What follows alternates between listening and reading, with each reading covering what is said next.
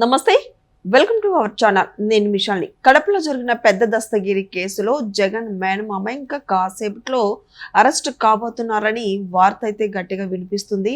మరి ముఖ్యంగా అసలు ఇంకా ఏం జరిగింది, ఇంకా ఎవరెవరు ఇన్వాల్వ్మెంట్ ఉంది ఈ కేసుకు సంబంధించి, అసలు ఏం జరిగింది, ఈ కారణాలు ఏంటి, ఇలాంటివన్నీ తెలుసుకోబోయే ముందు స్టూడియోలో ఉన్నారు senior journalist doctor Kanakadurga Vadlamani గారు ఉన్నారు. వారిని అడిగే విషయాలను తెలుసుకునే ప్రయత్నం చేద్దాం. నమస్తే మ్యామ్. నమస్తే అండి మేడం, మొత్తాన్ని చూసుకుంటే పెద్ద దస్తగిరి హత్య కేసుకు సంబంధించి జగన్ మేనమామే అరెస్ట్ కాబోతున్నారని వార్త అయితే వినిపిస్తుంది. అసలు ఇంకా ఎవరెవరు ఇందులో ఇన్వాల్వ్మెంట్ ఉన్నారు, నిజంగా జగన్ మేనమామ ఇదంతా చేశారంటారా?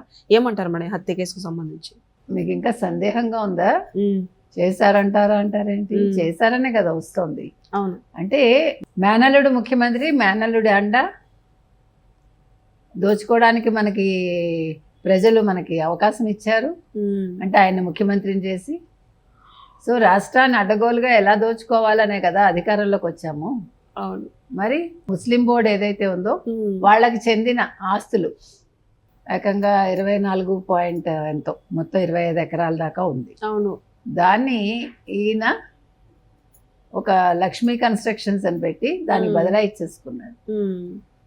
అంటే యాక్చువల్గా ఇది ఒక ఈ బోర్డు ముస్లిం బోర్డు ఏదైతే ఉందో ఇది వీళ్ళు పాఠశాల కన్స్ట్రక్షన్ కోసం, అంటే అప్పట్లో లాంగ్ బ్యాక్ వీళ్ళు ఒక పాఠశాల పెట్టి దానికి 100 ఎకరాలు కొన్నారు దాని డెవలప్మెంట్ కోసం. కొన్ని విక్రయాలకి అతీతంగా దాన్ని రిజిస్ట్రేషన్ చేసుకున్నారు, అంటే ఫర్దర్గా ఎవరు అమ్ముకోకుండా. దాని మీద ఈ రవీంద్రనాథ్ రెడ్డి కన్ను పడింది. కేదిన్నెలో ఉంది ఇది. ఏం చేశాడు అందులో ఇంచుమించు 9 ఎకరాల చిల్లర, 10 ఎకరాల దాకా పెద్ద దస్తగిరి భార్య రవణమ్మ పేరుతోటి రిజిస్ట్రేషన్ చేయించాక ఏమైంది, దాన్ని వెనక్కి ఇవ్వడంలో అంటే 50 కోట్లు దాని విలువ, 100 కోట్లు. సో ఆ బేరసారాలు తేలలేదు. అంటే నేను తిరిగి రాయాలంటే నాకు ఇంత ఇవ్వాలని అడిగాడేమో. అక్కడ లావాదేవీల మధ్య వచ్చిన స్పర్ధ పెద్ద దస్తగిరిని చంపే స్టేజ్కి వెళ్ళింది. సో ఇవాళ రవీంద్రనాథ్ రెడ్డి హత్య చేశాడు అనేది బయటకు వస్తుంది. అవును, ఆయన ఇవాళ అరెస్ట్ అవుతాడు డెఫినెట్గా. కానీ ఏంటిది అసలు అంటే మీ కన్ను పడితే ఆస్తులు మీ సొంతం అయిపోవాలా? అంతే. మీకు తమిళనాడే గుర్తుకొస్తుంది.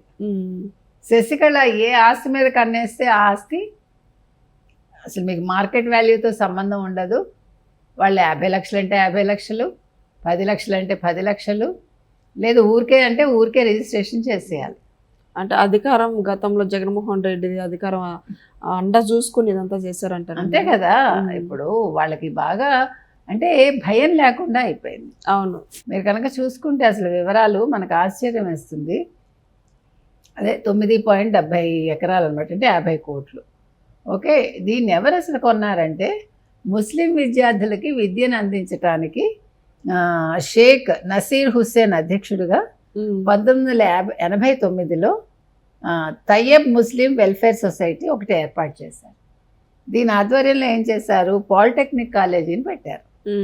పెట్టి సొసైటీ పేరుతో 100 ఎకరాలు కొన్నారు. ఇందాక మీకు చెప్పా కదా. అవును.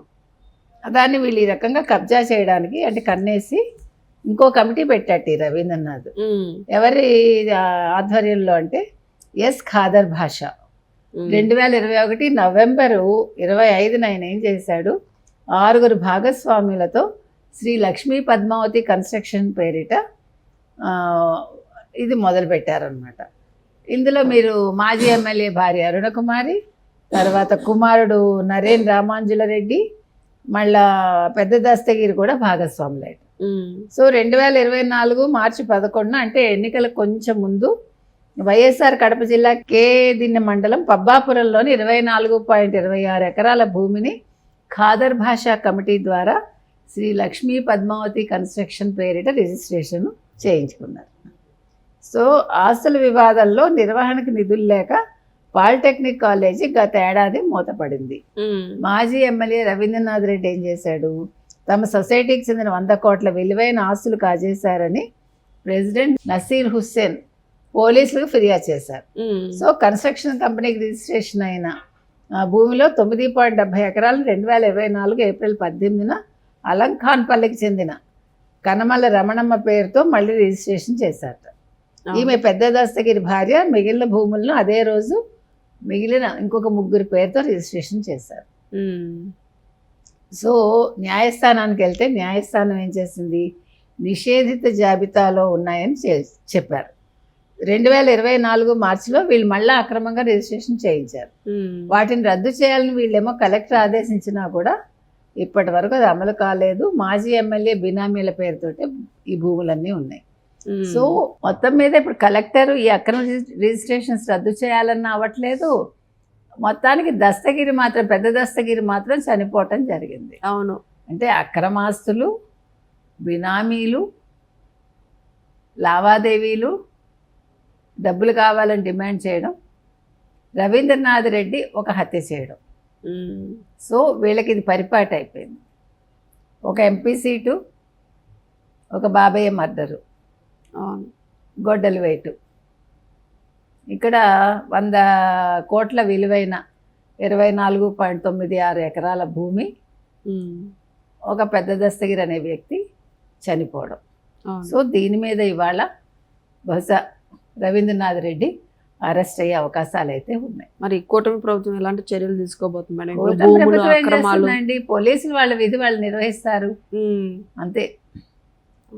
Thank you. Thank you.